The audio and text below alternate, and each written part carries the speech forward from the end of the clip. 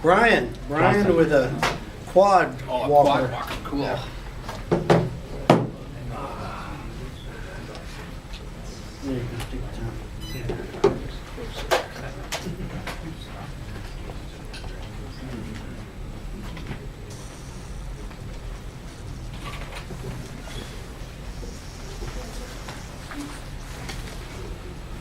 Good evening. So this is a quadcopter, quad walker that I put together, and it really was inspired by my dogs. I had two standard poodles, one male, one female, and they each walked differently. One pranced and one kind of had a swagger, and so I thought it was interesting watching them how they walked. And initially I was going to make a robot dog, but then I was talking to a friend of mine, and he thought it would be good to have a camera tripod that moved around. So this is now a quad pod, four-legged tripod that the legs happen to move. So still a work in progress, but it does do a few things right now. So this is folded, and I'll make it stand up, walk a little bit, rotate 90 degrees, walk sideways, and then fold up again, and then maybe I'll bring it down on the floor and walk it around a little bit. So, okay, here goes. So that's folded.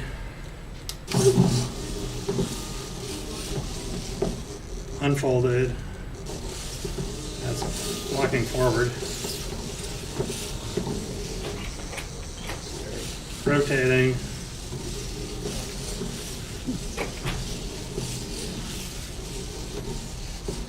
And it's not exactly 90 degrees. Let me straighten that. This is walking sideways. So it really doesn't matter which way the thing is pointed. It can go forward, backwards, left and right, and rotate clockwise, counterclockwise. So that's where it's at today. Did you walk him all the way to the end? Yeah.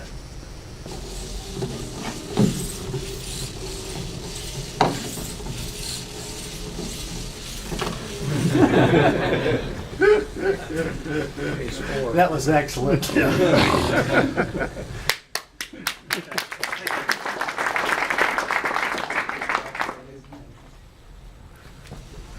Can you tell us about what processes and things you're using in that? Yeah, so this is all using servos for each joint. There's 4 legs, each has 3 degrees of freedom, so total 12 servos. I'm using a Teensy 3.2 processor, which is an Arduino-like clone, and that's much faster, more memory, smaller, cheaper. There's a little circuit board that I put together on here that also, I plugged the Teensy into. I've got an IMU in there, which is not being used yet. This is just running open loop right now. And I have a Maestro servo controller from Pololu, serial connection to the Teensy for that. And then I'm monitoring the battery charge, just using the analog inputs of the Teensy. So it'll shut down if any of the cells get too low. Have you thought about making autonomous? Yeah, so that's the plan. Okay. Yeah, everything's one step at a time, right? Or four. Yeah, or four, yeah. What are the springs for? So the spring on the horizontal pieces, kind of like the thigh essentially. And that's because the servo that's supporting the bear actually has quite a bit of weight to bear. So the spring just counteracts the weight, the quarter just snaps from the center part of the robot. So it just kind of offloads those servos a little bit. How are these hobby These are pretty good. So Hobby can make sell 2 different versions. One is lower voltage, one is 12 volts. I'm using 12 volt higher torque servos, and I burnt out, like a third of them, but that's my fault. Can't blame IDP on that. And then Are you just overdriving them or something? They burn out? no, well, occasionally there is no polarity. They have a plug on them. Oh, so you just I plug it in backwards. And then one of them I just took the gear because I turned it on and it was all covered up on inside. I didn't want to go turn the line up. So things like that. And then I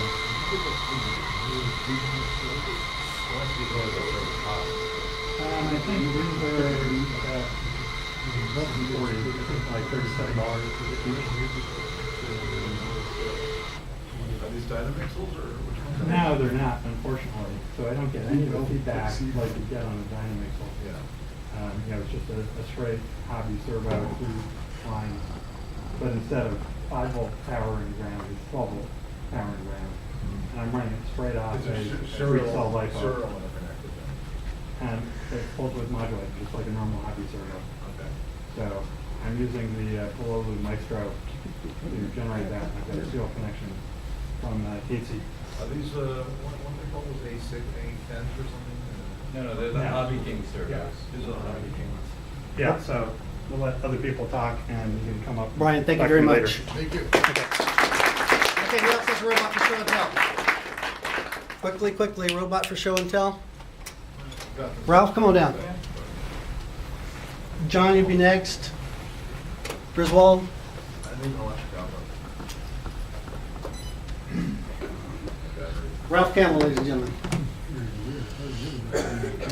So I got inspired by Marco's rover and decided I'd try to build something on my own, and found the Pixhawk Lite controller, which is this thing here that's blinking away. And for about $100, they had the controller and the GPS and radio links, and then I just bought a small RC car to attach it to, and a Raspberry Pi top as the base station. But I'm still working on the software. It doesn't ARM at the moment because there's no RC radio receiver and transmitter and so as part of its arming checks, it fails the arming check. So I'm going to be bypassing that and using another Raspberry Pi to feed instructions over what's called Mavlink, which is what the protocol is between the base station and the robot for setting GPS waypoints. So you would enter in your GPS waypoints and tell it to go, and hopefully it will navigate around, and the Raspberry Pi will have a webcam to detect the orange cones for the Robo Magellan challenge or whatever contest, whatever you want to call it. So that's pretty much it. You can kind of see all the blinking lights, which is what it. Yeah. Very exciting. Okay. All right.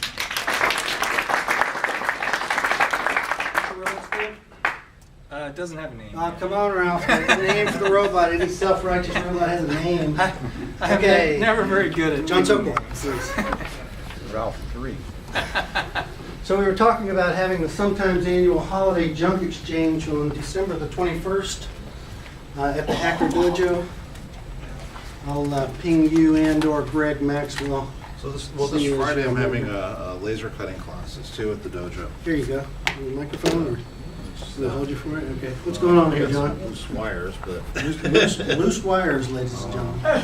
well, it's been getting knocked around in my bag for. Oh, what do you got here? 3D printed wheels. So I've got.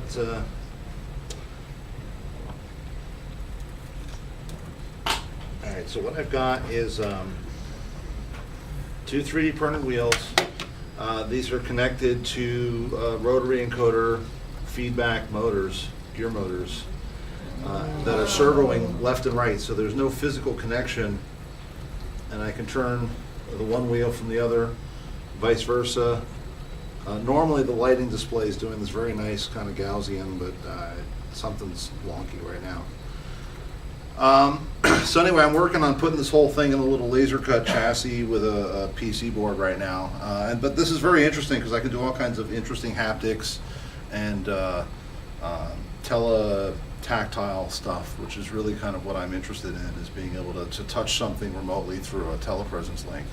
So this is kind of coming together with a bunch of other low latency telepresence things I'm doing. So, you know, I realize it's a lot cheaper to do small robots than big ones. So anyway, this Friday there's a laser cutting class at the dojo. What's the I'll leave dojo? this here, people want to play. Hacker Dojo in The Santa Hacker Clara. Let's see, what group would they say that they're with to take part in this 3D class? Well, this is the laser cutting class, so Laser cutting. we're going to be teaching that, I think like 5 or 6 it's scheduled for about an hour. And then if you're a member, you basically can use the laser cutter after you take the training class. You know, and you just kind of qualify you.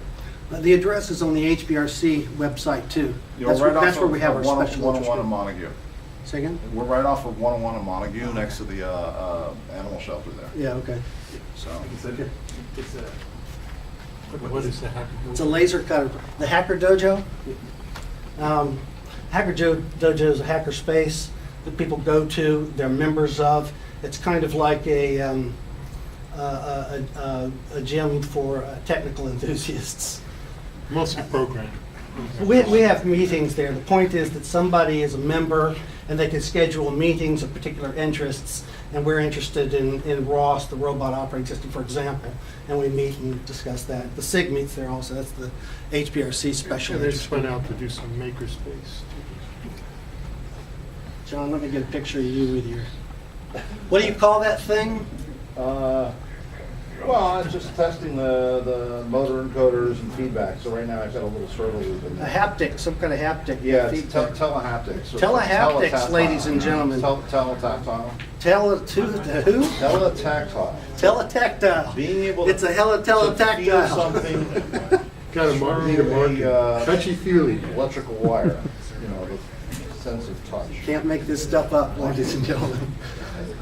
Hey, No, that's nice. that's all we do He's is got take blinking stuff. lights. I don't know why my Neopix will way In back true here. homebrew style, John's working on it while he's doing the presentation.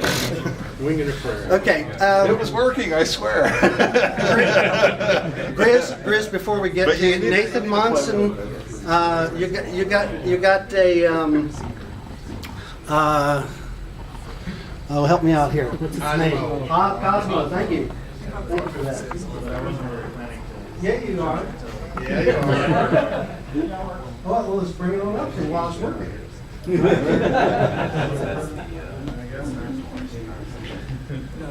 Here, I'm gonna hand you the microphone. I'll let you get your stuff up there, then I'll hand it over.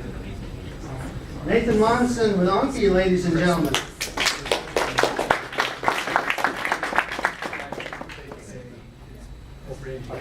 Go ahead. This is truly a hysterical event. See what I did there? It has hysterical significance. Yeah.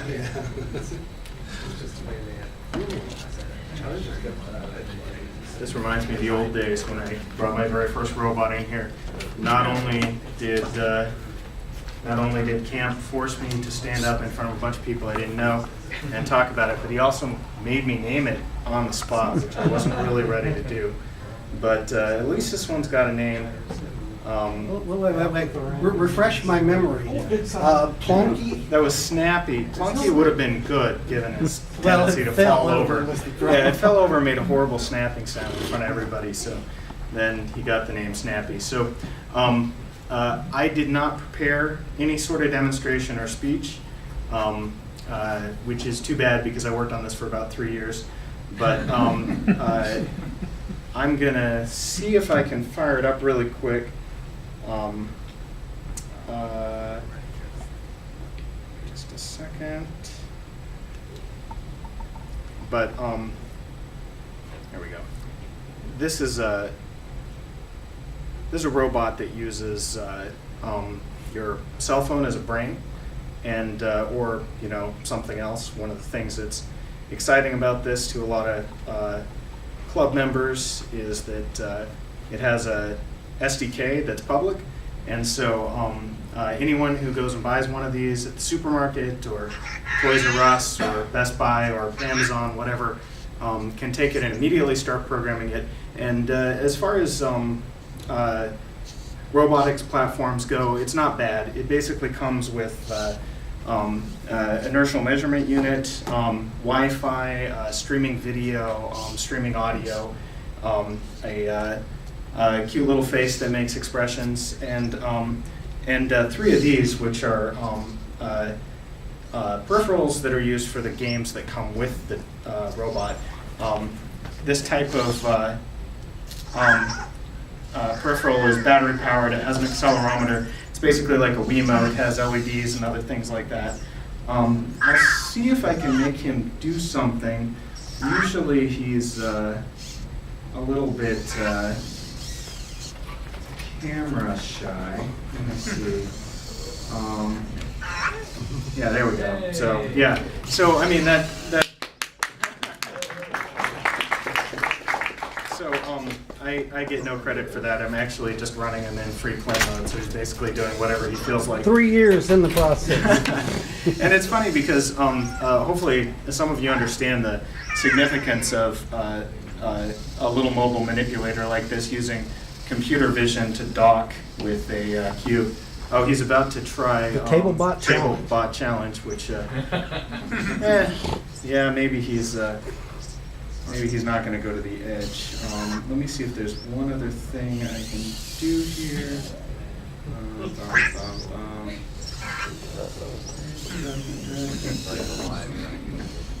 So are the brands on board, or are they in the smartphone more so? It's kind of a mix. So yeah, maybe I'll talk about it instead of trying to make it do neat tricks. But there's a decent processor on board that's doing a lot of the Wi-Fi and image processing and sort of like real-time stuff, including sensor fusion and running the inertial measurement unit. And then for some of the higher level stuff, it uses the phone. And so it has fairly advanced vision capabilities. It can recognize faces. It can tell cats from dogs and things like that. See obstacles and so on. And a lot of that processing runs on the phone. So, anyway, I'll see if I can get him doing some other stuff maybe later after the presentation. If anyone has any questions, just let me know. And if there's anything you want to know right now, anybody else curious about this guy or what you can do, go ahead. You can program it yourself. Yes. What kind of programming environment does it have? So the SDK comes in Python, but it's not limited to Python. So basically we have, I think we have bindings for other languages, but all the examples are in Python. And basically the way it works is you just send fairly high-level messages to it. So you can say things like, he has a built-in map that he uses to sort of figure out where things are relative to him and all that. So you can send him around the world using his sort of map local coordinates, and you can also say like, grab a cube, stack it on another cube. You can access the video feed, send audio, things like that. So. What is he saying right now? It's interesting because I'm ashamed to say that like he's got like Furbish. He's actually got some language that the audio guy came up with, and Taka is block. He wanted to go grab a block. His vocabulary is hundreds of words, and I think our audio guy just really had a lot of free time during the project. So anyway, yep. Oh, go ahead. So he's for sale someplace? Yes, he's on sale, and probably the best place to get him right now is Amazon. I just told him I don't want to play a game right now. But the only thing I should say is that you probably need to buy it real soon now because we're selling out of all the channels. And so either buy one right now Nice or pitch. wait till Nice. It's Just really saying, true. just saying. I know. Flying off the shelf. What's it called? Cosmo. Cosmo. What is it called? All right. Cosmo. All right, thanks. Okay, who else has brought a robot for show and tell? Griswold? Gris Brooks? All right. Come on down. Yeah, of course. The team. There's a team. The team. No, I am team. Oh, my. Stand back. Yeah. This is scary. So we're just coming up here to announce our team entry for Robo Magellan. So Jose Capriles, Ralph Hips, Mark Womack, Mike Wimble, and myself, and our robot Victoria. It's a Husqvarna AC 220 chassis right now, and nothing else. But high hopes. High hopes. Baby steps, baby steps. Yeah.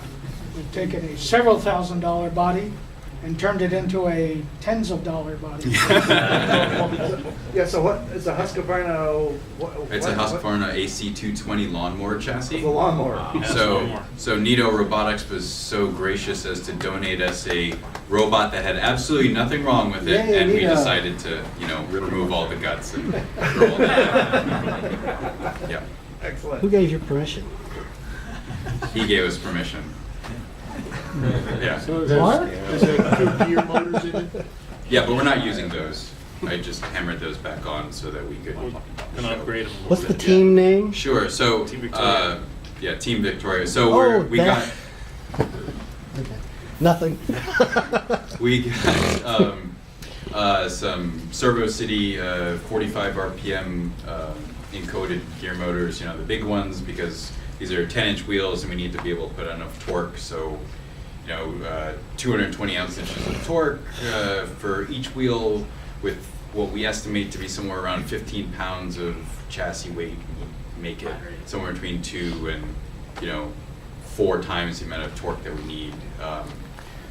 2 5 amp hour batteries. We're going to use the TNC 3.5 and some combination of Raspberry Pi 3, Odroid, and or the that Intel board that comes with the RealSense. Edison? No. No.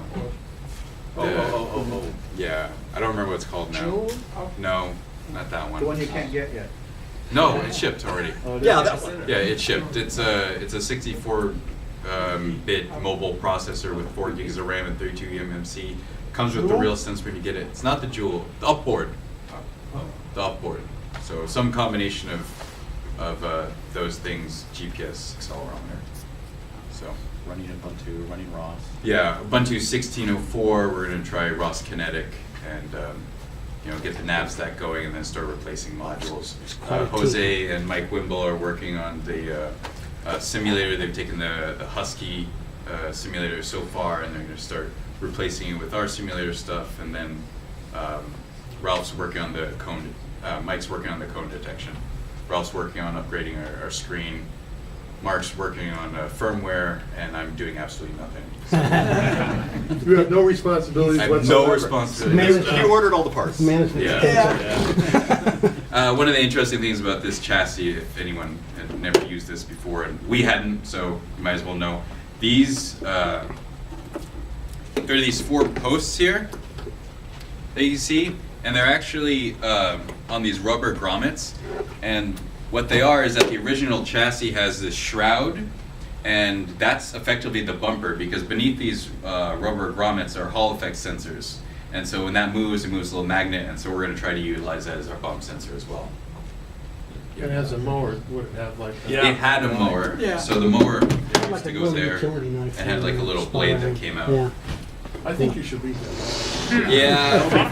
That'll be for the combat mode. Well, some of Solves us, the grass problem. yeah, some of us said that, if any kids or whatever get in the way, then we know we can get them out of the way. But seriously, if you see Robo Magellan, there are robots that get stuck in the grass. Yeah. Well, that's why we wanted the 10-inch wheels, something that's built for this purpose, Why tear out the old motors?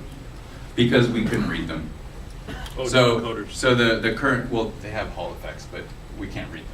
So the current motors that are in here right now are BLDCs with Hall effect 10-pin, and while we could get the pin out for that, then the original board it was just one single motherboard, and that thing had all the So they had computation. 3-phase brushless DC to start with? They have 3-phase brushless DC. I could totally figure that out if you just still got it. Well, I could just we have the motors, they're right here. I'll take them. So those motors had the Hall effects, and we didn't want to go through the effort to try to figure it No, out. I just actually was ordering some boards from SD that do that, everything, just so. you know, What's I the don't have weight to limit for Rowan and Kelly? 50 pounds. 4x4x4. Right. Yeah, the other nice thing about this is since it was a lawnmower, it's basically a waterproof chassis. So, you know, it was kind of raining a little bit in April, and, you know, this solves that problem. This thing's basically watertight once we put the display cap back on. You know, so we It don't have to doesn't worry about have that to be problem. waterproof, but it needs to be water resistant. Yeah, you know, you don't want rain getting into all your electronics When and is shorting Robo things out. The So it's Robo Games, I already believe, is good to April go. 21st to the 23rd, something like that. It's in April, yeah. San Mateo This year, Fairgrounds. San Mateo? Yeah. Yeah. No. Yeah. No. No, What? wrong. No, sorry. no, Alameda County Alameda County Fairgrounds. Fairgrounds, yeah. Yeah. Anyway, it solves a lot of problems just right out of the bat, just using this platform. So, Team Victoria, ladies and gentlemen. Oh, and all of our stuff is on GitHub, and when we ever make any progress, you're all welcome to look at it.